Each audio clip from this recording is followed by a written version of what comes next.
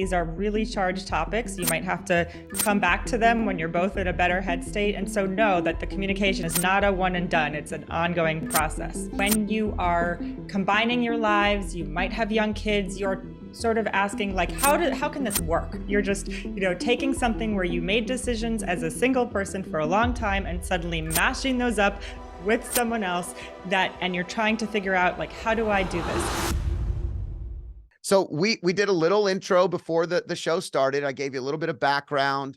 I have spent a lot of years in the quote unquote, air quotes here, money space, 21 years of having lots of conversations with people about this very thing. So I'm really excited to talk to you because I love to understand the research-driven approaches and some of the data that comes out of this.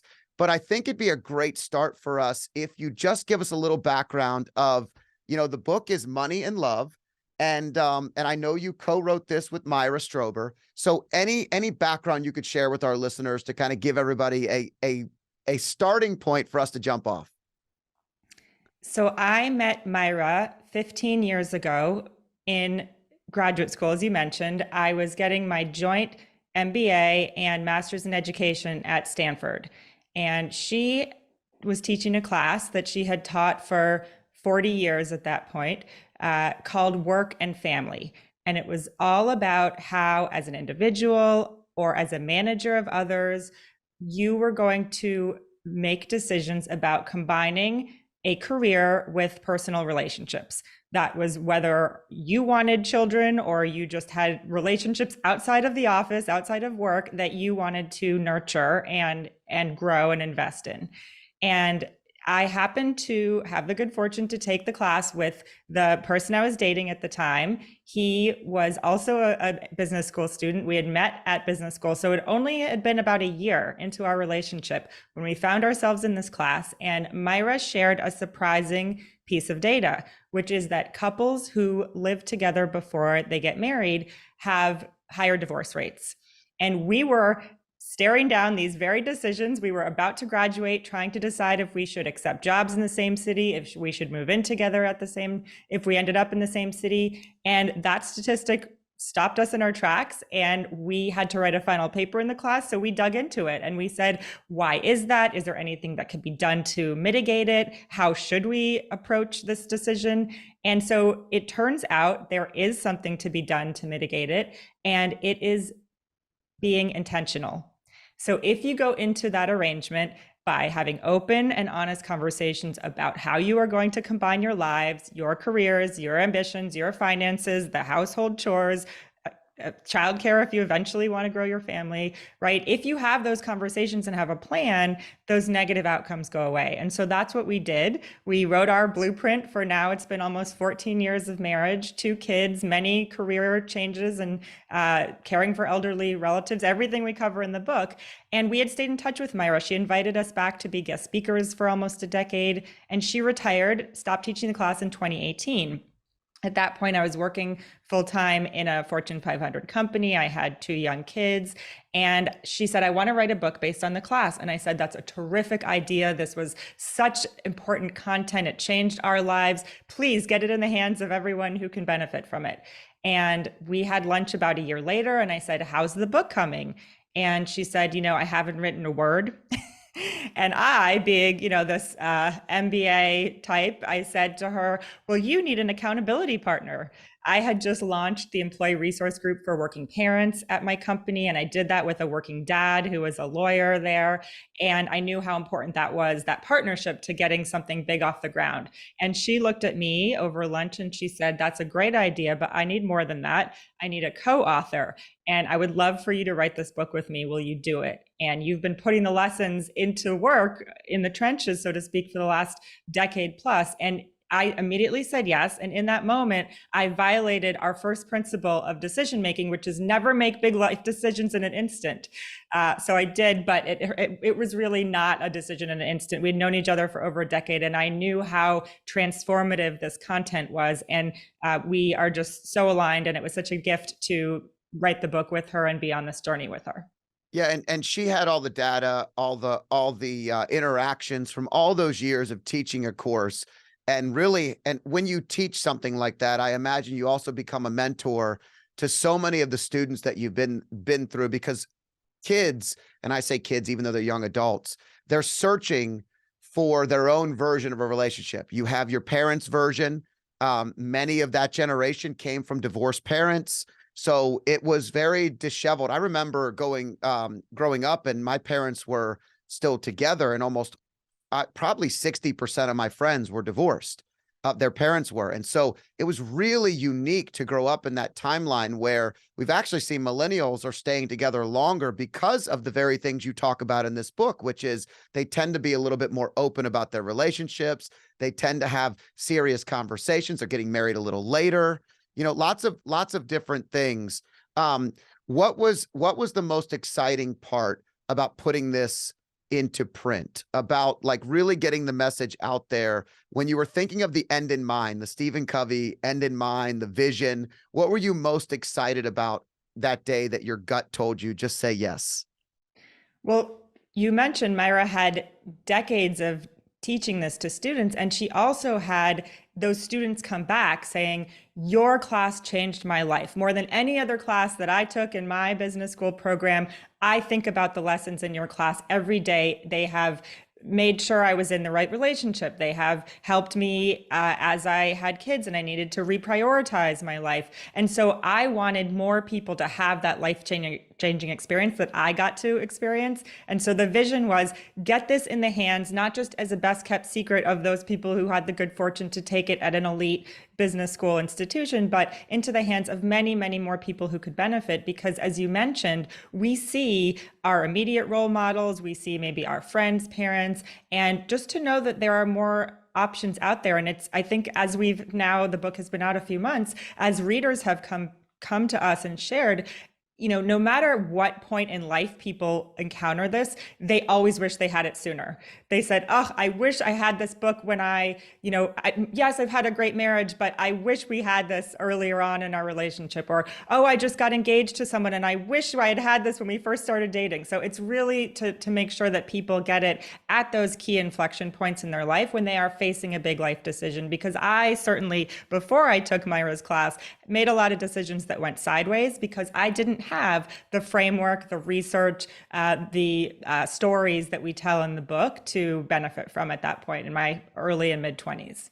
Yeah, I got married pretty early, and so we've been married 20 years now. We have 2 children, and my wife and I definitely went through a lot of these questions. A lot of the things that you talk about in the book were things we talked about very early on. I mean, 6 months into the relationship, I talked about the fact that my Italian grandmother and grandfather and Catholicism was a really big part of their life. And I couldn't see myself not sending my kids to Catholic school like I went to.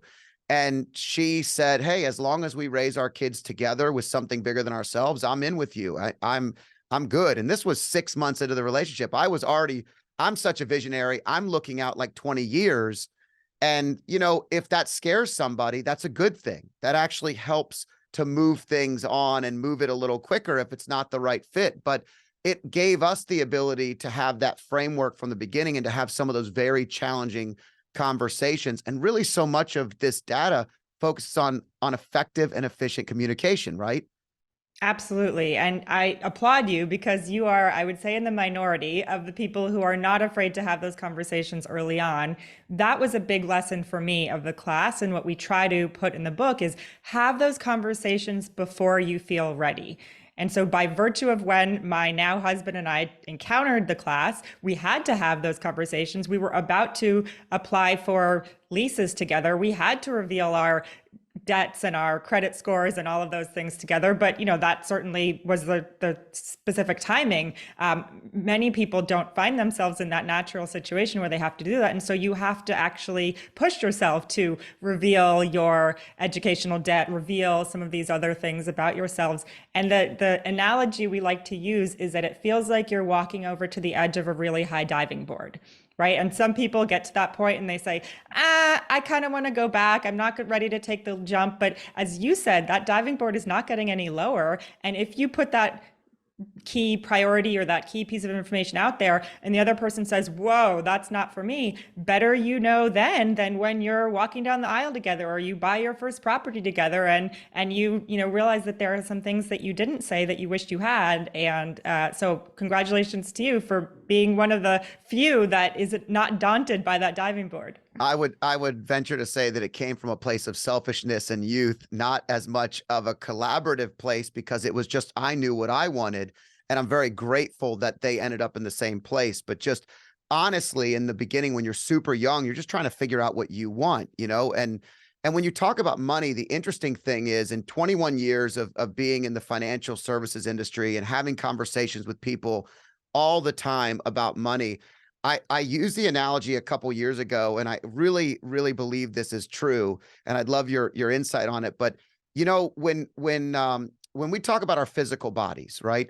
And not everybody's super happy with their physical body.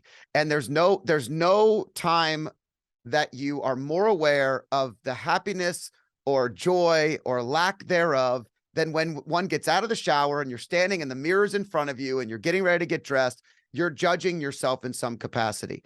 I've always equated to when people walked into my office and started talking about money as almost standing in front of the mirror naked, like this really uncomfortable judgment that somebody else is giving of them, because your financial success is something that so many people really believe that this is how they're judged. This is their success. This is what kind The of person they are. yardstick. Yep. Yeah. And so it's this really, really revealing moment. And to do that with a partner is very challenging. And so it is. I mean, I was the one that was coming in with debt because I paid for college and had no money going into it. She was coming in debt free. So I really was the one saying, hey, here's all the problems. I don't really have much. So here's what we're going to do. And so, you know, I understand why this book is so important and why your message is so important, but I just like your thoughts on that comment and that vulnerability of standing there and revealing all of the things that you have financially and what that feels like.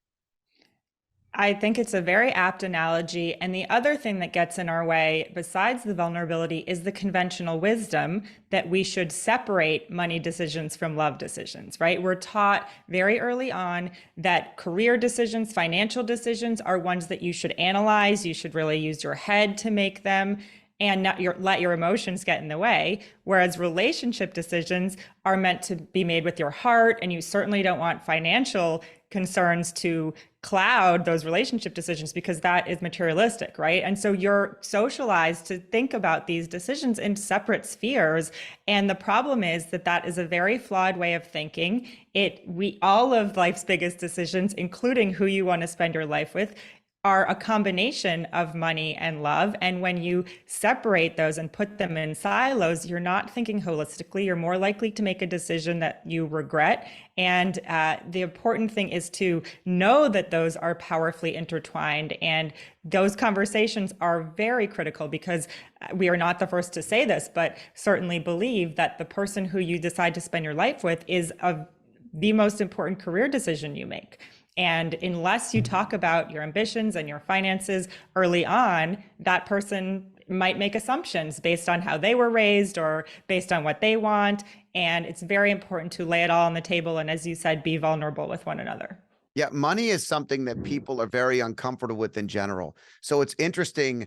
I realized pretty early on that because I got extremely comfortable with money at an early age and having conversations about money, that I would have conversations that other people were not having at their dinner table.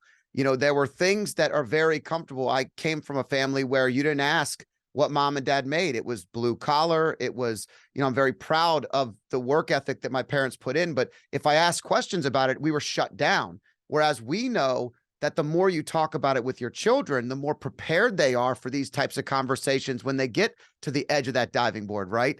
I mean, if you're going to be comfortable to jump off the diving board, having a little bit of framework is really valuable, and it's good to have these conversations ahead of time. Do you address that in the book at all, or how have you seen the research to show earlier conversations being a little bit better to kind of set them up?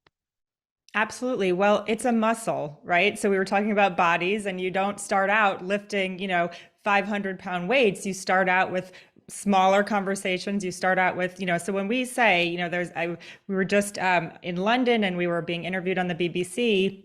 And the topic was about, is love recession proof? And are people making changes to dating with this looming recession? And this idea of, I want to know what somebody's finances are. What's a good way to find that out. And if someone is a spender or a saver, and, it's not that the expectation is on the first date, you're going to, reveal, log into your bank account and show them everything. But it's to, before you go on a trip together, maybe start talking about, your philosophy about what you like to splurge on, what you like to save on. Have it be a part of your conversations from the beginning, so that you're getting a sense of, and these could even be fun topics of what do you like to spend reckless amounts of money on, right? And so that could be, it could just come up in conversation because it's kind of fun to talk about. I'm very prudent, but I really love, my husband loves technology, right? So he definitely spends reckless amounts when we met, we have 2 kids now, so we spend reckless amounts of money on summer camp. That's how exciting our lives are. But but no, I think it's starting from early on, building those muscles, and then when you start to talk about getting married and the idea of, a prenuptial agreement, if you want that, it's not so daunting because you've had those conversations and those muscles are bigger and more comfortable. Yeah, it's really interesting because emotionally, you talk about the separation between the brain and the heart, and making sure that you're kind of allowing yourself to understand the emotional attributes, but also to be aware of the logic that goes with it. And so much of when you're in a relationship is tied to that emotional tie of how we grew up, and if you happen to marry somebody, or you're looking to be in a relationship with someone who comes, and this was a challenge early on in our marriage, not a huge one, but enough of one that I had a little bit of a scarcity mindset. I came from needing to figure it out, graduated from college early so I could pay back my loans quicker, and always worked more than one job, and literally had started working so early. And my wife came from a small business background. Her dad owned a small business. He was successful. They went on vacations, just a completely different mindset. I had to change the way I thought because we changed the trajectory we were on together. And so it wasn't just like we did this once. It wasn't and I want you to get to your framework because I think that's going to help. It's not like we did this once. It's like we do this all the time. We reassess. What are the most important things today? Maybe it is summer camp right now. For me, our kids are 17 and 14. So it's college, and what they're going to be doing, and where they're going to be living, and how we might be able to be there more often and do the fun things with them. And, so walk us through your framework, because I think the listeners deserve to hear the framework so they can apply it. And really we can dive deeper into that.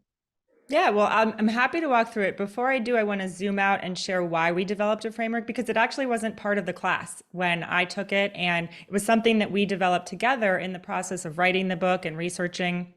And we wanted to develop a framework because as you are facing one of these big life decisions, from is this the person for me, to where do I want to live and how should I decide when to move, to, if a relationship isn't working and you need to unwind it or get divorced, we are in heightened emotional states. That is just, the way that as humans, we are wired when we're facing a big life decision. It's stressful. All of the outcomes seem not ideal sometimes, right? If it was an easy decision, it would be, we would have made it already. And so when you are in that heightened emotional state, you're more likely to make decisions through what Daniel Kahneman describes as system one thinking, which is, the automatic, the kind of easier to access, the fight or flight. And when you're in that state, it's very hard to access what he calls system two, which is the logical, the more rational, the deliberate, the intentional system of thinking. And so a framework really helps you slow down to say, hey, take a beat. Most of life's big decisions do not need to be made in an instant.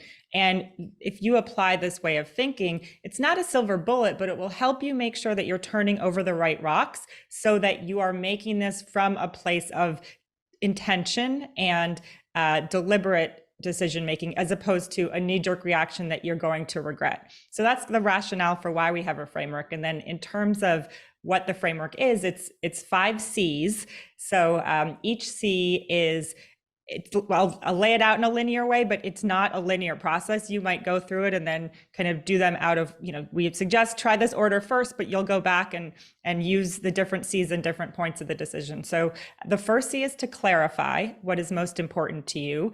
It sounds like you had a very clear picture early on.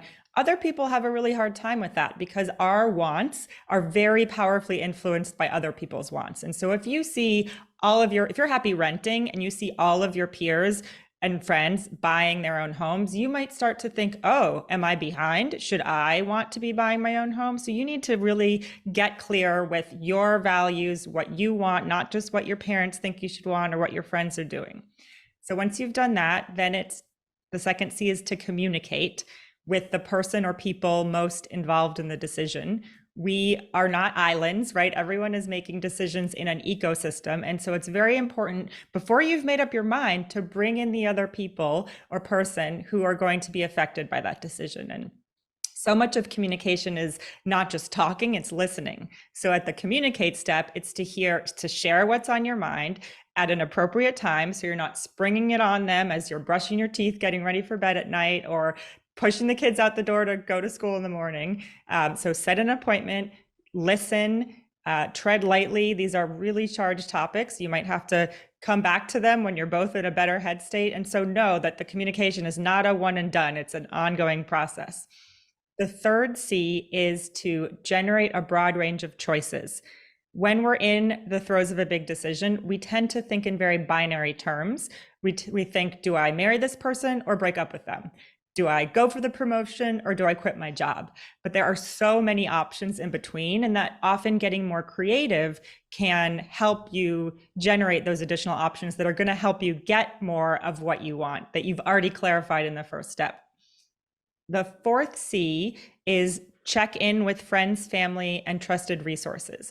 And sometimes checking in with people helps you generate those creative options. You ask someone, hey, help me understand how you thought about who you want to spend your life with, or how you thought about whether you should move or renovate your house or whatever the decision is that you're facing. And that can help you start to access their wisdom, some of the experience they might have gained by going through the similar decision, and generate those additional options that you can't see. And then the fifth C is to examine the likely consequences on a variety of different time horizons, right? We as humans have a very powerful short-term bias. So we see the short-term implications, both positive and negative, more clearly. But if you can trick your brain by playing out the decision over the medium term and the long term, then you can start to get over that short-term bias and start to see, okay, this is how this would play out in the long term. Yes, it's really painful to move in the short term. You're dealing with all the logistics and you're meeting your neighbors. In the long term, though, it might be a place with great schools, and that could really benefit your family in the further out years. So making sure you're turning over all those rocks. And I would say the first C, the clarify step, is the most important, because if you get that right, it's hard, it's tricky, but if you get that right, the other C's flow more freely from there. In a relationship, do you find with your spouse that you come from things from a different way, or does your spouse tend to be more of a visionary and you tend to be more in the weeds, or do you have any type of the differences just specifically in your own life? Do you feel like these are challenges that this really helps you overcome in a day-to-day operations of the relationship? Yes, I am definitely a forest person. So I see the big picture. My husband is an engineer, a computer scientist, so he sees the trees.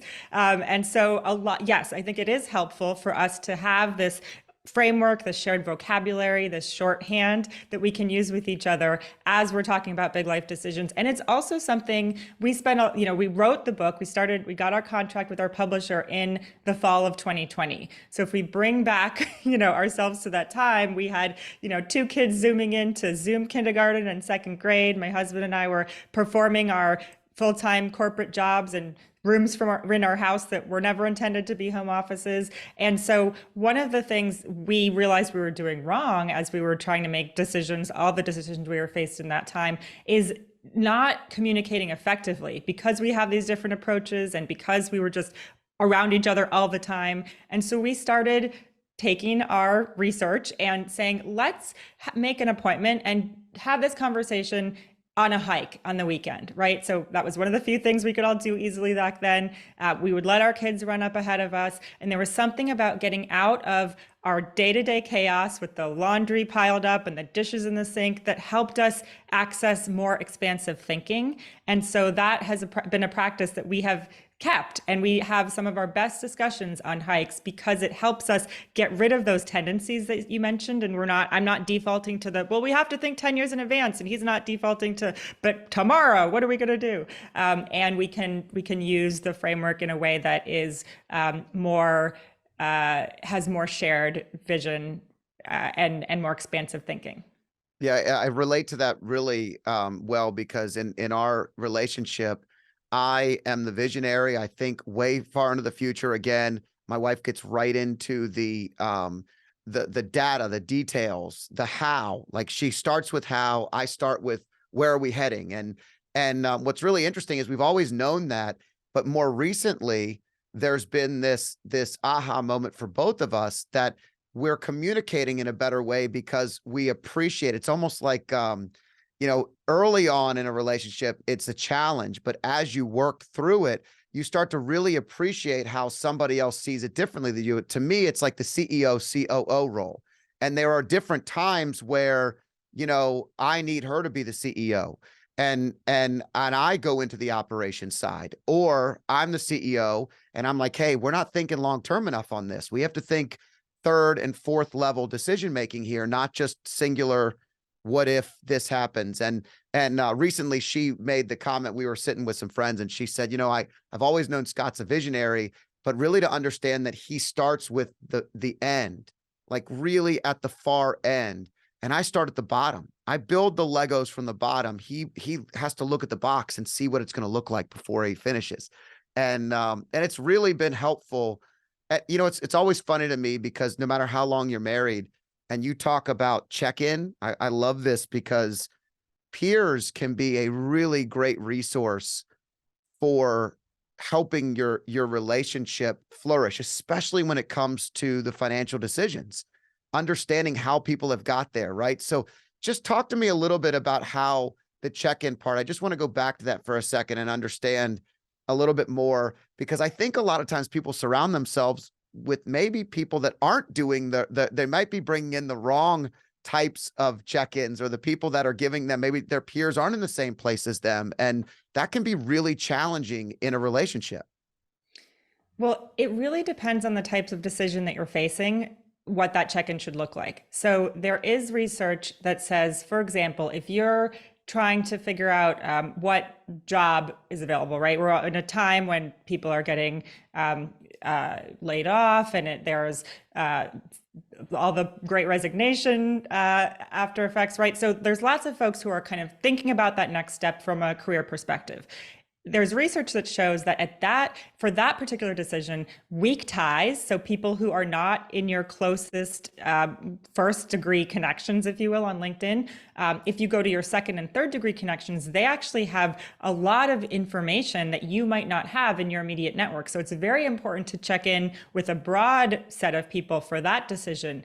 On the other hand, a decision about when to have a child, whether or not to have a second or third child, those are deeply personal decisions. So those are not ones that you want to go to your friend's cousin's accountant with, right? And those people are not going to be raising that child. So the decision itself has a very important impact on what the check-in looks like. I would say the other thing that's helpful is to think of the check-in not as a what should I do question. You're not having the other person tell you, give you direct advice, but as a source of perspective. So I like to say, if you're making a relationship decision, who are those people who have relationships you admire? And talk to them about, how did you and your partner decide to spend your lives together? What are the things that you've done to keep your relationship flourishing over the years. Help me understand how you have thought of it, as opposed to, is this the person for me? And the check-in, I would say the third thing is that check-ins can be with published studies, because there is a lot of research. When we're in the throes of a big life decision, we think we're the only ones who have faced this. No one's ever had to deal with this before. But the truth is, there is so much rich research out there. A lot of it we cite in the book. And as you can imagine, a labor economist co-author, we have a lot of data in there. So when my husband and I, for example, were deciding whether we should move during COVID, I was writing the chapter on where to live and when to move, and I came across this study in the Journal of Environmental Psychology that looked at density, so the amount of square footage per person in a household, and its effect on family harmony for families with young kids. And if you can imagine, at that time, no matter how much space you had, you felt like it wasn't enough. And so we were thinking, do we move out of the city? Do we move to the suburbs? This paper was so interesting because it said, actually, there's a point of diminishing returns. Yes, it's helpful if 5 people aren't sharing one bathroom, but after a certain point, it actually could help make kids, especially if they're boys, feel disconnected and lonely to have too big of a space.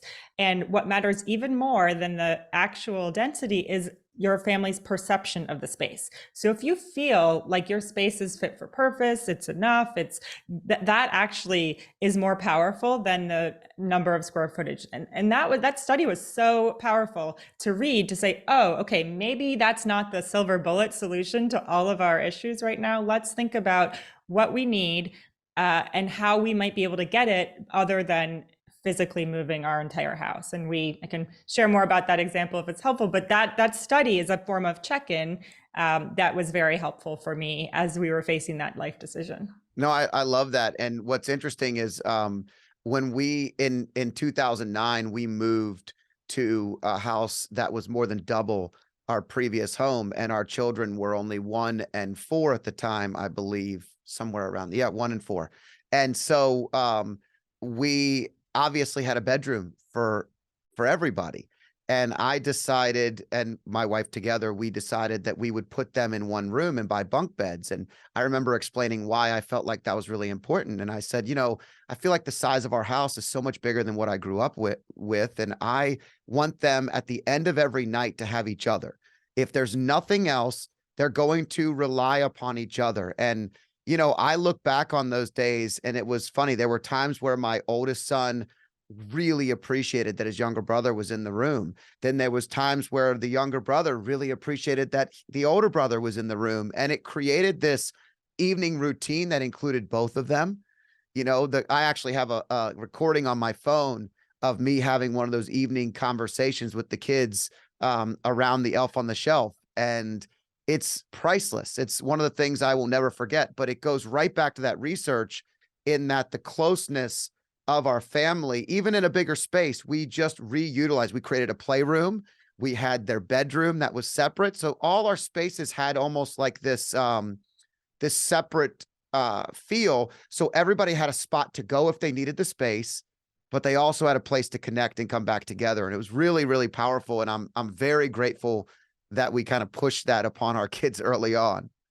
I love that. I mean, it's the intentionality, right? It's knowing what you clarified for yourself is that sibling relationship is important. We want to foster that deliberately. One of the ways to do that is by not just spreading out into as much space as we have available, but creating that shared experience for them. And you really, this is something I've learned from my co-author, is that if you want sibling relationships to exist, you really have to nurture them. You can't just expect that is going to happen by nature of the fact that they are related in the same family. So it sounds like you've done that. And we had no choice, because we live in the center of San Francisco in a small footprint house, but to bunk them. And I would say, yes, we definitely, they actually, when my older son went away to sleepaway camp, my younger son was bereft because suddenly there was nobody in the bunk above him. And it was like, what do I do? It's challenging. And I think what we're doing is we're giving them life skills, but it goes back to all the other things. Every relationship takes an investment. And so to pull us into the money and love conversation and a little bit off of the kids, the interesting dynamic is, I believe that investment in your relationship constantly, there's a difference between the words investment and cost. And most people look at what they're giving up and what they could have if they didn't have this, or what they would do. And that's a cost, and cost gets you nothing in the long run. But investment really is where the win is. Investment is where you're investing in the future of your relationship. And I just would like you to talk a little bit about the investment in a relationship. And you actually go into the depths of not only the early parts of the relationship, but the latter parts of a relationship as well. And as we age, and I think that's extremely valuable. Yeah, well, there is interesting research that we cite in our book by a professor at INSEAD, Jennifer Petriglieri, who talks about how there are three transitions that all couples face. And she looks specifically at couples that are both working in the paid labor market. So, but I think this applies to all couples as well. And it's, the first is really about when you are combining your lives, you might have young kids, you're sort of asking like, how can this work? You're just, taking something where you made decisions as a single person for a long time and suddenly mashing those up with someone else, and you're trying to figure out like, how do I do this now that commutes are back and some of the things that we didn't have to deal with over the last several years? It's, even more complex. But once you make that transition successfully, then you realize, oh, okay, we are a team. As you mentioned, a CEO, a COO, a co-founder, whatever analogy works for you. We are running the business of our household in a way that is intentional. We might have a family mission statement. We might have, family meetings. We do, because we think it's important to expose our kids to the fact that this doesn't just happen. We have been really intentional about how we divide all the responsibilities in our family, and that includes responsibilities they are increasingly taking on as they get older. So that's the first transition. The second transition is about when you are, maybe reaching midlife, you've had some degree of career success. You're asking, like, is this really what I want, right? Many of us make midlife pivots. We might realize that the career that served us well in our, for several decades might not be what we want to do for the rest of our lives. And so you need to support one another in those transitions. And again, if you make this transition successfully, you get closer and there's more intimacy. If you aren't communicating, if you're, seeing that as, well, I want to make this transition, but you have to keep doing what you're doing to support me or provide health insurance, whatever it is, then that's a recipe for disaster, or at least not success. And then the third transition is really in our later years. Maybe the kids are out of the house, you're, empty nesters, you're looking at retirement, you might have lost important people in your lives. And so you're asking, like, who are we now? We are very different people from when we first got together earlier in life. Our bodies are different, our abilities are different. How are we going to navigate this next phase, which, is our senior years, or towards the end of our lives? And that's another transition. And so, the research is really that each of those transition points is an opportunity for either share greater intimacy if you navigate them successfully, or things going off the rails if you are not able to navigate those successfully. So just even knowing that those exist is helpful, because you can say, oh, okay, I think we're reaching this transition point. My husband and I are both now doing very different things. We're doing more entrepreneurial things than when we first met, 17 years ago in business school. And we've supported each other at those transitions because we had the access to this information and started having these conversations early on. And so it's not like we woke up one day and said, hey, I don't want what I used to want. And so, like, just so you know, I'm completely changing course. It's like these are conversations we've had, on those hikes over and over incrementally, so that it's not just like the switch flipped one day. We've seen them coming, and that has helped us be able to weather this transition. Yeah, that's where the check-in becomes so valuable, because you're not just checking in for a moment or one decision. You're checking in to kind of take the pulse of where you are as an individual, because you are growing as an individual, not just as a couple. And we have to make sure we're aligned as we do that. And that can be challenging. I used to call it the high five marriage. When our boys were both playing soccer and they practiced on different nights, and, I was working late and she was home at different times, we'd walk in and I feel like I'd high five her as I walked in and high fived her as I walked out. And it was very, very challenging to find time when they were in that kind of elementary to middle school timeline. That's a really challenging time in a marriage. And we found the solution in what we call our ROM weeks, and ROM is rekindle our marriage. And we would take away, whether it's a weekend or a week, but it was no kids. It was separate. It was similar to the hike check-ins, but it was, for us, it was just a way to check in, check the pulse of us as individuals and us as a couple. And what happens is, you actually realize you don't just love this person, you actually like being around them again. But you can forget that, because I've sat in meetings where 20 years, to your point, in the third part of life, I've sat in the meetings where the kids are gone. Everything that couple has done has been revolving around the kids. Every financial decision, every relationship decision has been about the children. And they come in my office, they sit across from me, and the husband says, well, I'm looking forward to retirement on the land we bought 10 years ago. And the wife says, I'm not leaving. We have grandkids on the way. Like I'm staying. They're completely opposite. And it is very challenging. So you want to be checking in along the way. And that's such a great framework, because those 3 chapters of life are very distinctively different as both an individual and the relationship. Yeah, and if you don't have those points where you're deliberately stepping out of your life and taking the pulse of what are our visions now? Are we still, what have any of our priorities changed? Are our values still the same?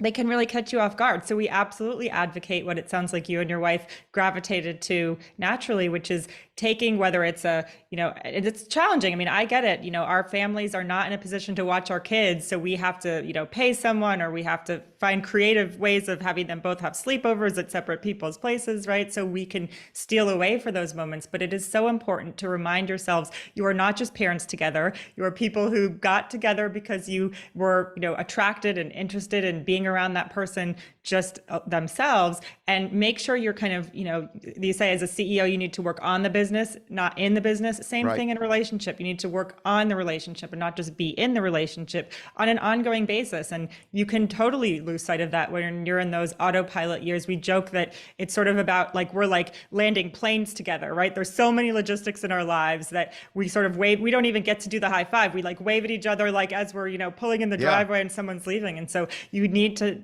have, again, it's back to that intentionality to make sure that your kind of the vision is still aligned. It's like any business too, right? I mean, if you like the people you're working with, not only, you set up a great business that's profitable, but if you actually like the people you're working with, decisions are easier.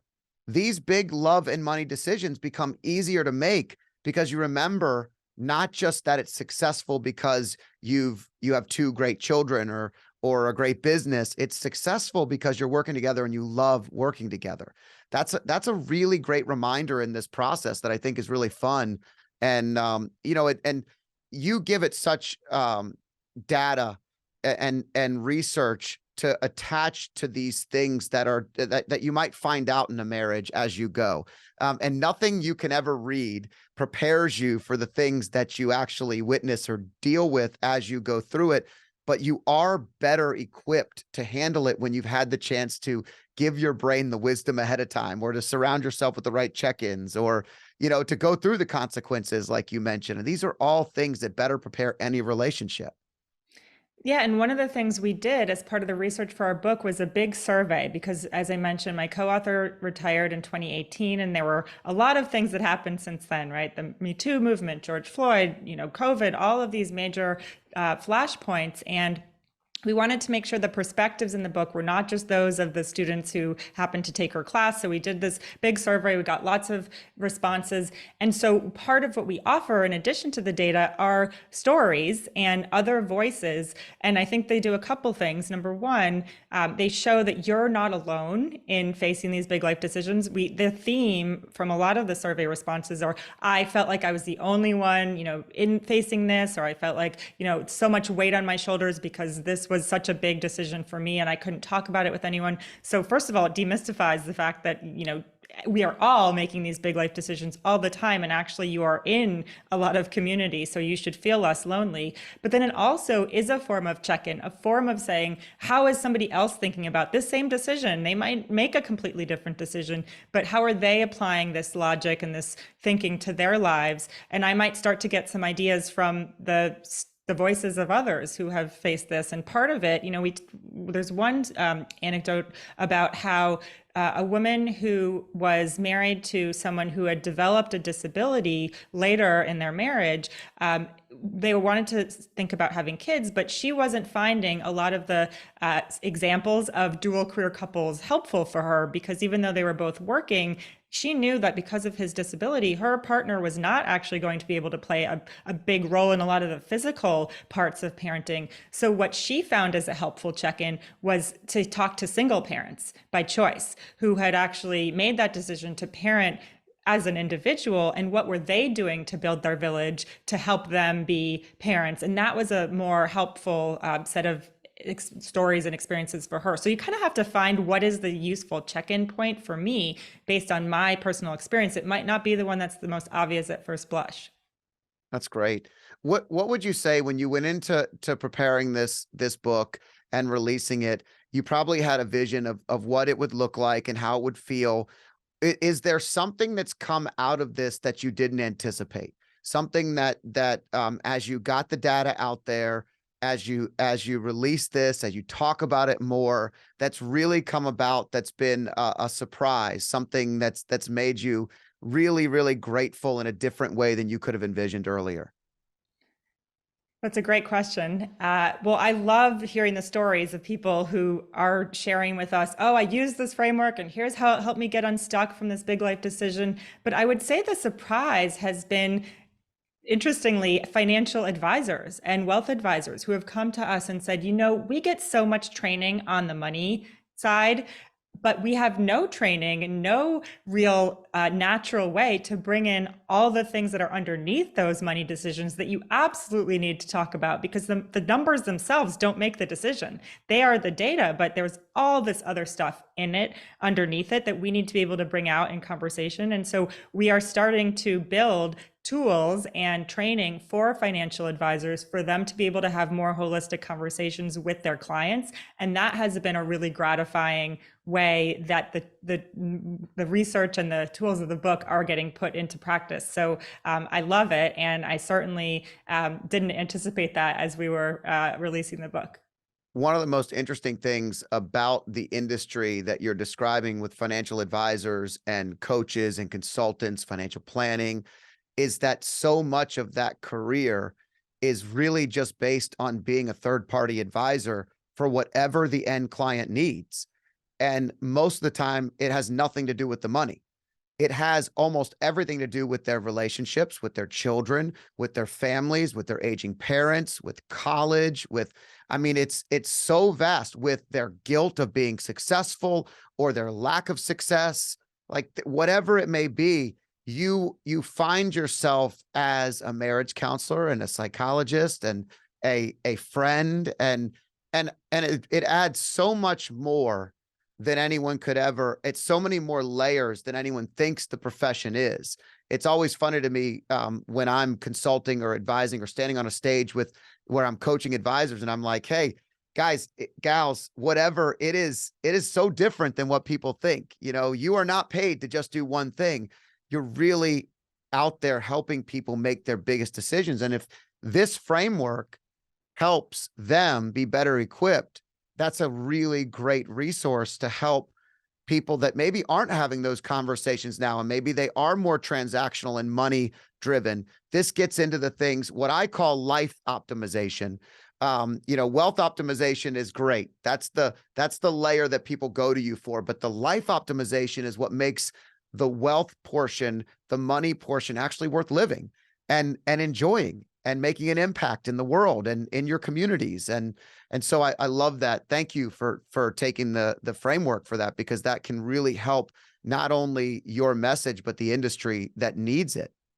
No, I love that because you're validating everything that we suspect, because the people who are able to bring in those holistic conversations are more successful, right? They're getting more clients. Those clients are staying with them. They're growing their businesses. But some people just don't go there intuitively, right? And so this will help, I think, hopefully everyone have better outcomes. And so the Money and Love Institute is now open for business so that people can access the tools and have more of those conversations with folks. Yeah, it's great because a lot of people, the majority of the people in this industry of financial services are analytical.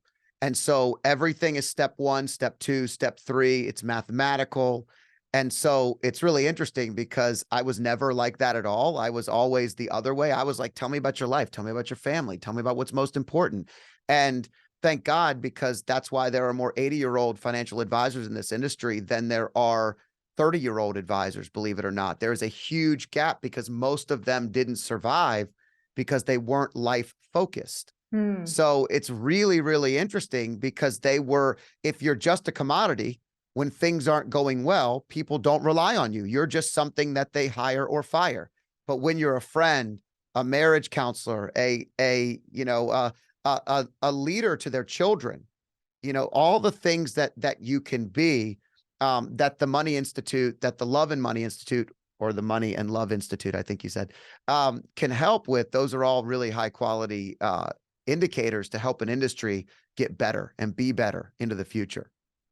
Yeah, and it's funny you mentioned the analytical piece, because we have a quiz on our website, moneylovebook.com, that helps you get a sense of what your innate decision-making style is. And we all have a tendency, a tendency that when push comes to shove and you're stressed, you kind of default into. And so some people do tend to the analytical type, and they kind of, want to look at things from all the angles. They might get stuck in analysis paralysis. And so what the framework does for those folks is actually force them to keep moving and to say, okay, you've done enough check-ins, now move on to the consequences piece. If you're, on the other hand, someone who is a natural gut truster and you just want to kind of make the decision, but maybe you can tip into impulsivity, the framework helps you slow down and to say, wait, don't quit that job just yet. Have you thought about, the additional choices you might have? Could you go down to part-time? Could you, take a sabbatical? Could you kind of generate those additional options before you make a decision in a rash way that you might regret? And so knowing your decision-making type can be very helpful to help you guard against those